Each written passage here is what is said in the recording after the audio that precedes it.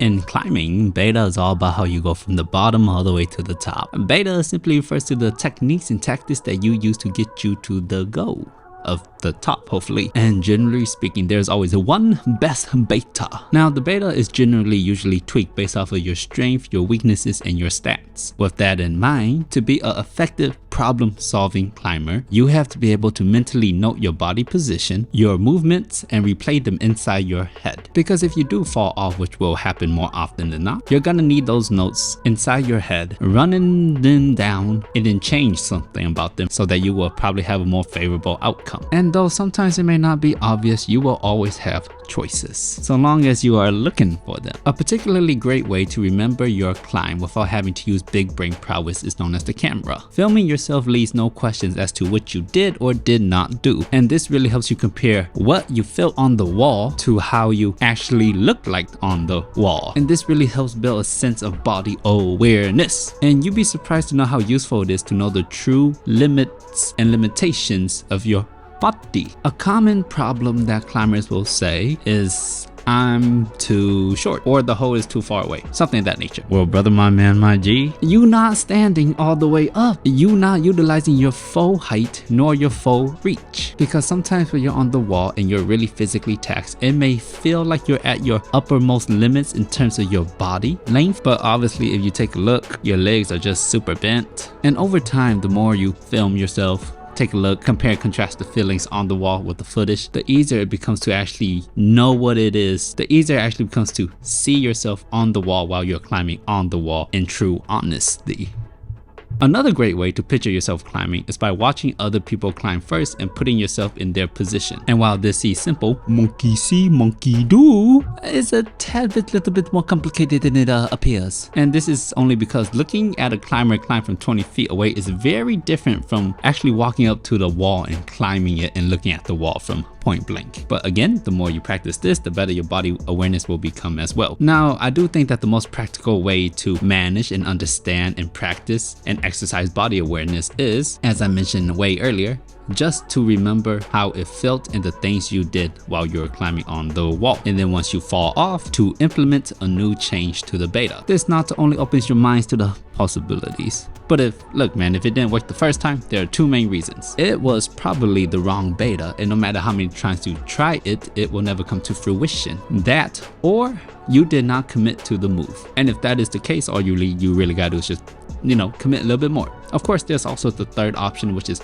you're just not strong enough and the climb is too hard. But assuming we're only dealing with the first scenario of having the wrong beta, here's how I go about it. For every attempt, something different shall be initiated. This blue problem right here, I tried 4 times and each time was slightly different. The start, however, was always the same because I got it spot on right from the get-go. The first beta involved a really good knee bar, and while the knee bar was purely very excellent, it did lock me into place. And thus it made me getting out of the knee bar position rather difficult, and it just totally barn dwarfed me off of the climb. Not a particularly big problem, honestly. For the second beta, I reached out right hand to this undercline instead of going right hand up, and I opted instead of the knee bar to use a heel hook instead. I then tried bumping with the left hand and then I totally fell. But let's just quickly stop and analyze what happened during these first few attempts, because falling is an opportunity for learning. Now, the first time I fell was due to the knee bar being a tad bit too excellent, but you will have noticed that I fell higher up the first time compared to the second time. Why? It was because this hold right here was a good hold, and for the first attempt I went up to it with the right hand right away,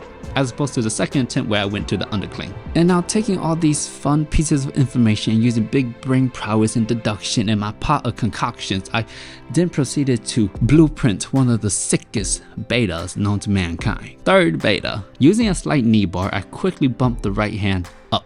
I then followed this with a quick right leg up to the starting hole. I then engaged the heel hook, and then I mashed my hands, and then I bumped my right hand out. And right now this is new territory for me, as I have not gotten this far before. Let's see if what happened. I fell. Now I fell because it just feels super awkward in this position, and I was eyeing this hold right here the whole time, but it felt really weird to get to it. And so I just committed and tried to go for the last move. Did not pan out. So now I gotta go back to the drawing board, mull it over a little bit, and blueprint something new. Fourth beta. More or less everything was the same except monkey learns and refines over time. I went straight into this super high heel hook instead of starting it down low. And this just saved me a couple additional movements and a tad bit of energy. I then opted to switch feet and I tried to do something, but everything I tried just felt wrong. And ultimately, it did not work. And then I was fed up of this climb and moved on with life. And though I did not sin, I hope you see that I wasn't stuck in my old ways of doing the same thing over and over again and expecting different results. And how each attempt added a level of correctness to the previous known beta. And I do know that it is rather easy to get tunnel vision, especially when you're trying particularly hard and it's hard to think. And though you may think it should work, does not mean that it will work. What works, works, and what doesn't, does not.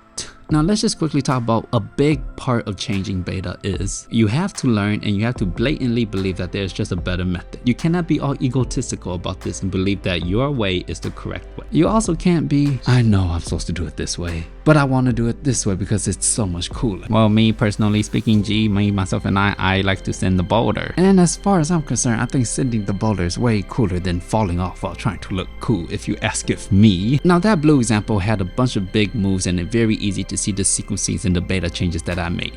What happens if you're only trying to beta out 1 or 2 moves that are really hard and there's just a bunch of minute differences? Let's take a look at this other blue climb, which is several times harder than the previous one. For the first beta, I discovered that the best place to hold this sloper was the upper leftmost corner. And sometimes when you're testing out beta and you're discovering it for the first time, you might get some funny ideas that aren't good ideas. But you should still test out those funny ideas that aren't good ideas just to confirm it inside your head that, hey, yeah, this was an awful idea. Now I know, let me continue with life. Which brings us to second beta. I elected to place my right foot, the middle of it, on top of this magnificent foothold, even though it didn't feel the best, just to see if it would feel, well, you know, the best. And as you can see, it did not feel the best because I fell. But now I know that for sure, and I could totally tick off that possibility from my brain. Third beta, I completely nudged my heel completely over on it so that only the heel was on it, which allowed me to really rock over. And now because most of my weight was on my right heel, I thought that I could take my right hand and slap the top of the sloper and kind of like press myself into a more upright positioning. But you know, it didn't pan out, but it's all right because so far with each new attempt, I'm learning new things. But more importantly, I'm implementing those things that I have learned. Fourth beta, using the magnificent heel, I rocked over and bumped my left hand into this left hand Gaston. And as I tried to lean in it, I completely just popped off the wall because this was a very, very difficult movement. But I did advance in terms of movement. Fifth beta, I get back into the position, I get the left hand Gaston again, and this time I elect to actively push down with my heel into the Gaston. Not only that, with my left foot, I'm kind of smearing it against the wall.